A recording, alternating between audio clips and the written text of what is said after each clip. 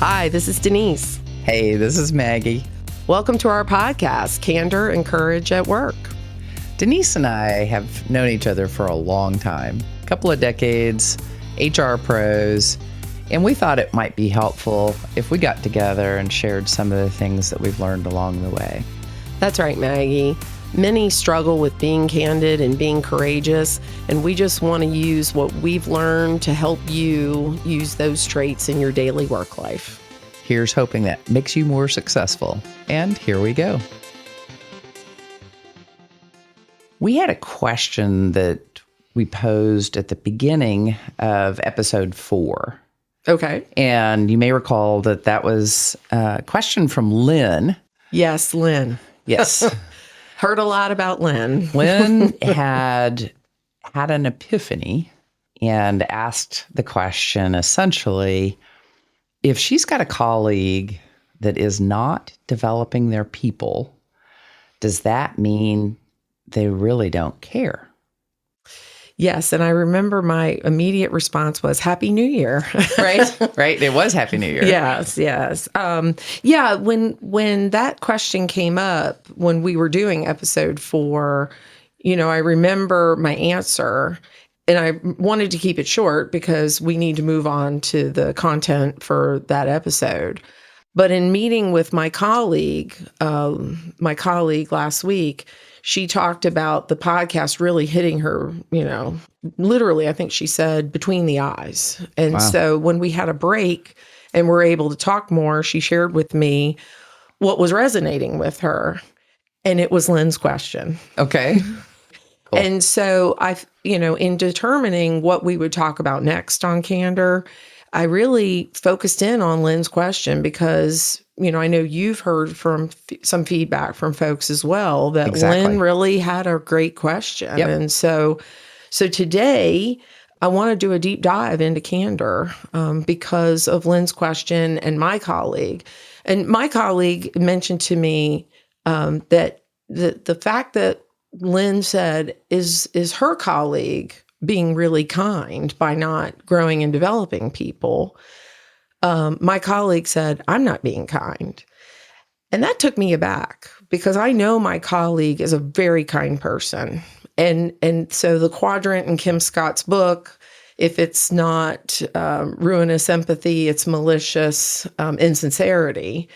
And my colleague is not maliciously insincere. Yeah. Okay. Yeah. So here we go, Denise. I'm thinking we need to sit down and we really need to help the Lynn's and my colleagues of the world with how we can get them on a path to Candor where they are delivering feedback intended to grow and develop associates. That's beautiful because that is at its very core the epitome of kind. Mm-hmm. Correct. And what leaders are expected to do. And I think, too, that people get hung up on Candor is going to be that brutally honest. And I talked about in episodes 2 and 3 some things about Candor, but I call it respectful candor. So I feel like if the listeners and myself even frame it as respectful candor, then we can get more comfortable about engaging in candid feedback with folks. And I also believe, too, that the people who are listening, the people in our respective professional work lives, nobody wakes up and says, you know what, I'm going to be really mean today.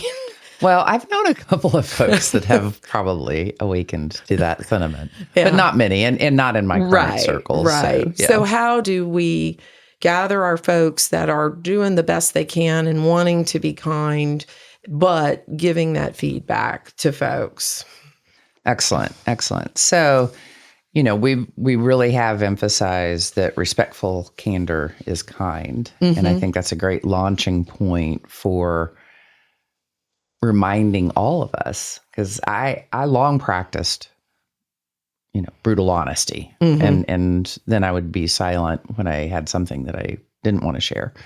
And I think that's common. That's very common. And so, because I do expect leaders, including myself, to be respectful, I love tagging those two together. Yeah, and I think I'm going to go back to my definition of respectful candor. And again, it's a derivative of Kim Scott's book on radical candor, but it really is framed in my own mind and experiences. And that's when you care enough about the person to give them specific examples, specific feedback that's designed to help them grow and develop. And so my colleague and Lynn and others who are struggling with that focus on, I care enough about them to be courageous, Right. and figure out how I'm going to share that feedback with them, because their interest or their development is important to me. It's important to them for sure, but it's important for me to help them. Yep. And I think that's where most of our colleagues are. I think that's where most of our listeners are. Agreed. And again, that foundationally really helps set the stage for what our intent is to help people be more successful. Mm-hmm, mm-hmm. And if your intent is there to help people, how can you be malicious or insincere or unkind or disrespectful? So I feel like if we can just get comfortable with that language, then we will be more apt to do these things in our professional lives. And again, remember, I said on social circumstances, it might be best to be silent. It's okay to be nice. Right. Yeah. But with work and professional relationships, you do not have the right to remain silent. You have to speak up. So let's jump in and talk all about candor today. So one of the things I mentioned in the prior episodes that I want to revisit again today is that you can't just show up at work one day and say, I'm going to be candid and I'm going to talk to people and tell them exactly what I see and think, because that really does put the recipient or the listener on edge. Yep. And become defensive and shut down and not listen to what you have to say. There's two things that I believe that are important to do before you start being candid with people. Number one is build relationships. Relationships take time. I mean, we know that from our personal relationships, right? We didn't just go on a date and get married, although I know people do that too. There have been instances of that, but those are the exception, not the rule. Correct. So in my mind, that is what I call plugging in with people and talking about what they care about the most. And so for me in my professional life, I'm an HR person. And there are times I see the faces when I come by and maybe they think, oh boy, I'm in trouble. Here she comes. And so what I've tried to do throughout my career to counteract that is to establish good relationships with the people that not only work for me or with me, but work around me. If I want associates or employees to come visit me and share feedback about the organization, I have to be open and accessible. So I'm a person that uses humor, but I will also make connections with people in their personal lives. So I want to know their spouse, their children, their pets. Love our pets. Yes. Yeah. And I found myself too just asking questions. You got any plans this weekend? And then on Monday, how was your weekend? How did it turn out? And when people start to share things with me on their personal lives, oh, I took my daughter to college. Then I'll make a mental note, a few weeks later to sit down and say, hey, how is Sarah doing in college? Exactly. Away from home. How are you doing with Sarah being in college? Yeah. And it really is a way for me to connect with people, but also to make them feel that they matter to me. And so I'm going to go back to the principle that I read in Stephen Covey's book, The 7 Habits of Highly Effective People. One of the concepts that I really have used throughout my career has been the emotional bank account. Exactly. Okay. And it's not just limited to work. I think it's all relationships, that there's a bank balance of emotions, and we want to have a healthy balance. So the positive deposits, if you will, are kindness, showing care and concern for people, asking them about their children, their pets, their spouse, how things are going. And all of those built up creates trust and goodwill. So that in the hopefully rare times when you have to deliver candor or something that may be viewed by that person as negative, that's going to be your withdrawals. And you want, okay, there might be some minor withdrawals, so that you still have that healthy emotional bank balance, if you will. Right, right. The building of that demonstrating genuine interest is how you're viewed as an authentic person. It helps build that trustworthiness. Yeah. I mean, we all know you spend so much of your time at work. Why not get to know people? Why not build a relationship, a baseline, if only just to enjoy, the work and the time we spend together. But again, that's the key point that I want people to realize. It takes time. And so again, before you're candid, you need to do that pre-work and start talking with people, build your emotional bank account, learn them, let them learn you, so that when that difficult conversation comes along, we can make it less difficult. I think it's a wonderful practice. In fact, for 14 years, I spent 2 hours every Friday walking around. The classic management by walking around. Right. One of the things that I learned in doing that's just come to mind is a lot of conversations can be superficial if you don't really push pause. And it's hard when you're a very busy professional to not rush through those. In fact, I learned that the most authentic conversations took place if I just parked myself for 20 minutes with that person. Once I got to that point, then things got very real. Yeah. And I will tell you personally, I have paid the price for plugging in with so many people. So you have to be careful of that too. Agreed. I've had to make up, lost productivity time at my job because I chose to have a 20-minute conversation. So you don't want to overdo that. Okay. But I have found more benefits from connecting with people than I have from sitting at my desk and doing that report. Yep. Sorry. Yep. Current and former bosses. Okay. So the next thing I would say to you is that you need to set the stage. I call it setting the stage, and setting the expectation that you are going to deliver candid feedback when it's appropriate. Okay. Good. So you're building the relationship, but you're also creating that expectation. Correct. Now, I'll tell you, the expectation, I set the stage with new teammates on day one because they're just getting to know me. And I feel it's very important to tell them, I'm going to be candid with you when you're doing well. And I'm going to be candid with you when I think you need to improve on something, when I see something you need to improve upon. And so I feel that those new teammates are looking at, okay, I don't have to guess what she's thinking. She's told me, she's going to tell me exactly what she's thinking. So again, for me, and I believe for you, the listeners, setting the stage, setting that expectation is the next thing that's going to be really key before you sit down and need to deliver respectful candor. Yeah. I think one of the things that comes to mind is in the absence of information, most people have a great imagination and they'll fill in the blanks. With the worst case scenario possible, Exactly. the most pessimistic view. Right.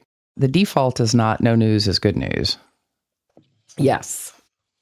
So we've set the stage, we have built those relationships, and now comes the time. Now Lynn and my colleague, now what do we need to do? Okay. So one of the things that I struggle with from time to time is when I'm busy, when I'm tired, perhaps I'm under caffeinated, I might be emotional. So I really need to plan for discussions with people with respectful candor. And part of that planning is, am I in the right headspace to do that? Not just me, but the person that I'm going to be delivering that feedback to. I think that's brilliant. The ultimate goal, right, is for them to hear what you're saying and consider it and hopefully take action. So do an emotions check, make sure everything is in the right headspace. Plan your conversation for the candor. My plan is more or less a script. Okay, so I always want to start with, I'd like to share something that I observed or I heard or that I've seen in your performance.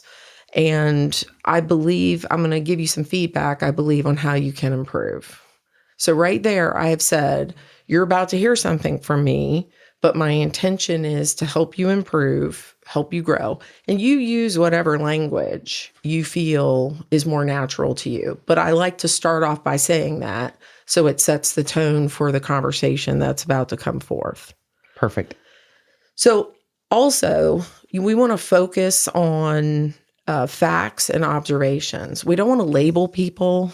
You were mean, you were sloppy. Those are things that are just going to put people's minds off on defending their position. Sure. Yeah. They're being accused of something very negative. Right. And then they're not listening. Right. So we want to keep them engaged. So I say focus on facts, observations, things that are hard to dispute. Okay. And sometimes my observations might be if I witnessed in a meeting, the conversation ended up hurting the feelings of or insulting the person that they were speaking to, I want to bring them to that. I saw on Julie's face that she was not receiving your feedback well. So I feel like when we can bring that empathy into it, it does get their attention, because I don't believe people wake up to say, I'm going to be mean today. Right. So next I want to, now I want to get into the specifics. Okay. Because again, respectful candor is giving specific examples. So I want to quote those facts, those observations, and then I want to connect it to why it's a problem, why it's unacceptable in some cases, but why it's not serving the listener well, the person I'm giving feedback to. And I'm always a big believer in the bigger picture, because sometimes they don't, well, it's just this one person. But if I can expand out why this is a problem for the larger picture, the larger group, then again, it may get their attention on, okay, this is not just affecting me or this one person, it's affecting the team or affecting the company. Now, this next piece I've just recently begun using in my talk with people, my candid feedback with people. And I believe it's important to tell people, I'm sure you didn't intend to portray yourself in that way. Very good. Because you've shared the impact. Mm-hmm. So now you're highlighting for them not only why it's important, that big picture perspective, but you're giving them credit. Correct. When I tell people, I'm sure that's not how you intended to portray yourself, or you intended to say that, I believe for them, it's like, okay, they're not about to criticize me. They can keep in that headspace of, they're not calling me a mean person, rude, or whatever. I can keep listening. So again, I want to keep them engaged in what I have to say, because my intent is for them to grow and develop into a better leader, a better teammate, whatever that is. Great way to diffuse the defensiveness. Yes. It keeps the head in the game of what I need to hear from Denise or whoever is speaking to me. So the next thing, after you've diffused that defensiveness, what have you found to be effective? That's where I need to be quiet and allow the listener to share their input. Why things happen the way they happened. And I want to hear from them. The very first thing they share with me gives me an insight into where their mind is right now. Okay. Yep. So if they are apologetic, I didn't realize I was doing that, I've connected with them. Okay. If their response is, well, I don't know what you're talking about, then there's going to be a deeper conversation we need to have because he or she is not getting it, So listen for that very first response because that's going to tell you a lot about where the conversation is going to head or needs to head. So when the listener has given me their thoughts or input on the situation, my job now is to ask them, what would they do differently if they had the chance to do it all over again? How will you handle this differently next time? Very good. So I want to hear their response because perhaps that's going to tell me if they understand what they need to do to repair the situation. Excellent. So you're doing a little damage control. Correct. Because maybe it's okay and nobody else is impacted by what the listener did or didn't do. And then we can just focus on what you need to do differently next time. Okay. Yep. But if there is an immediate impact to somebody, we need to correct that. Because again, the emotional bank account. Agreed. And everybody else that was in the meeting saw it as well. Yes. And again, that person's reputation could be on the line, their brand, how they're viewed in the organization. And again, if I care about them, I'm making sure that I help them maintain a positive image throughout the organization. So there are going to be areas where we agree and disagree, and I think we ought to call that out so that we get an understanding of, okay, here's where we agree and we know what we need to do. Here's where we disagree. Now, if it's me talking to a peer, then there is no need to try to get agreement on that. Okay, I think that's an important distinction. Yeah, because if I'm just giving you feedback as my peer, I'm just going to say, from what I saw, this is how I think it's not serving you. And, I just wanted to make you aware of that. You're not on my team. I'm not responsible for your performance or conduct. So to keep that relationship with you, I'm not here to school you. I'm just here to share information. Excellent. And I really do think that in those peer relationships, having someone who will be that kind is critical. And that in and of itself is a deposit to that emotional bank account. And I'll tell you this too, I will lean on my peers. I'm not the only one sitting there dispensing advice like I'm the queen of the universe. There are times when I need to go back to that colleague with whom I've been candid and seek their candor. And that is another very good outcome of this is now they get the chance to return candor to me and share feedback with me that I don't know that would serve me. Yep. So, Excellent. So, so just where do we agree and where we disagree? Again, if I'm in a supervisory role in this conversation, we're going to need to agree to disagree on the parts that we differ on. So, sure. And perhaps there is something that I can respect the differing viewpoint of that person and be willing to concede that we don't have to agree on it. Yeah. Or maybe Julie's facial expression wasn't what you interpreted it to be because there's a backstory that you weren't aware of between your listener and Julie. Correct. I don't know it all. So if I did, we would be selling this service, nationwide, worldwide. Okay, so I think the conversation needs to continue until problem solving until it comes to its natural conclusion. We've worked out everything. I've said what I needed to say, and we've concluded this discussion. And now here's where the rubber meets the road. We need to set up follow-up time. Again, if you work on my team, then I need to set up a time and action plan with you on how we can avoid reoccurrence. I think accountability is really the key. Correct. And then it sets the stage for, I'm going to be coming back to you. So don't be surprised, be understanding that I'm coming to you with good intent. Now, if it's my peer, there is no follow-up.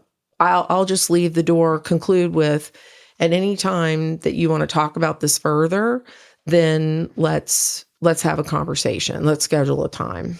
But then I'm going to go right back to the emotional bank account with both of those individuals because I want to keep supporting my desire to show them as an advocate, that I'm an advocate for them, that I'm here to provide them feedback with the best of intentions.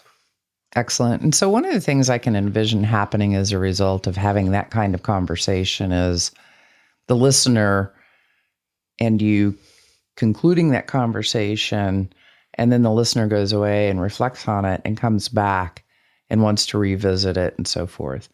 So part of the recognition of the burden of being candid, if you will, is the likelihood of needing to rehash that with someone if they've reflected on it, whether there's that agreed upon follow-up or if it's occurring sooner than that, just to give them the opportunity to really benefit from the intent in enabling them to grow. Yeah, so my brain went to two different tracks here. The first one is it was a positive interaction, and this person really wants to learn more about what we talked about, really wants to check in and continue their growth and development on that. And that's my role as their leader, is really to provide guidance, with my experience and things that have worked well for me and haven't, to help them. Right. The other track is, and I'm a skew negative here a little bit, we had this discussion and you repeated the behavior. So now we're moving on to a different style of conversation where the feedback will likely resolve in some corrective action or something to resolve that from reoccurring. Not so much a coach, but now more into, I need to get your attention through some form of corrective action. Yeah, so, where your behavior or your performance is falling short of expectations. Right. And that's a whole other podcast episode It is. on, the need to do that for the morale of your team.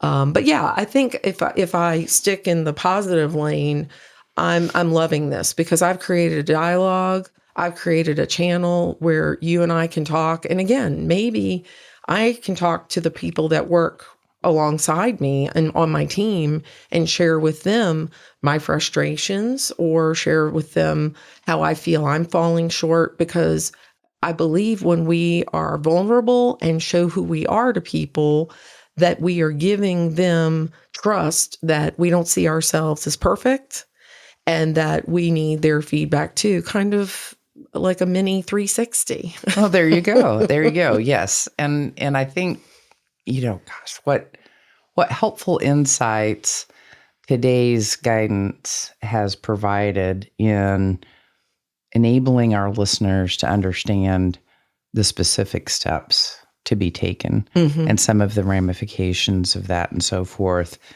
And I think that we'll undoubtedly get more feedback. And along those lines, I want to be sure to invite listeners to take advantage of a link at candorencourage@work.com. Leave a message, ask a question. We're getting listener questions. Delighted to have those come in.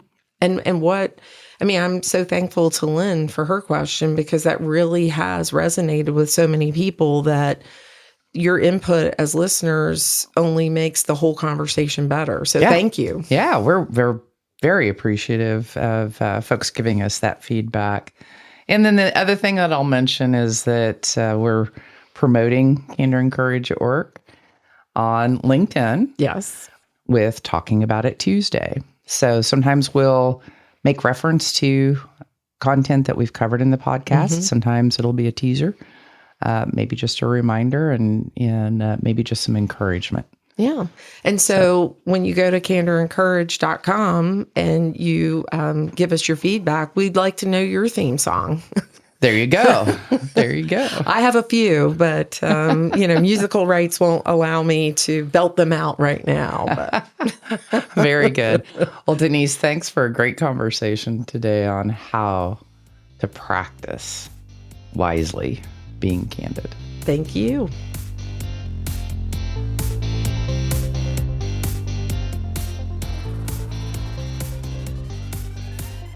Thank you for joining us today for Candor and Courage at Work. We hope you found some inspiration and encouragement in today's episode. For more information or to connect with us, visit our website, candorandcourageatwork.com, and be sure to download future episodes wherever you listen.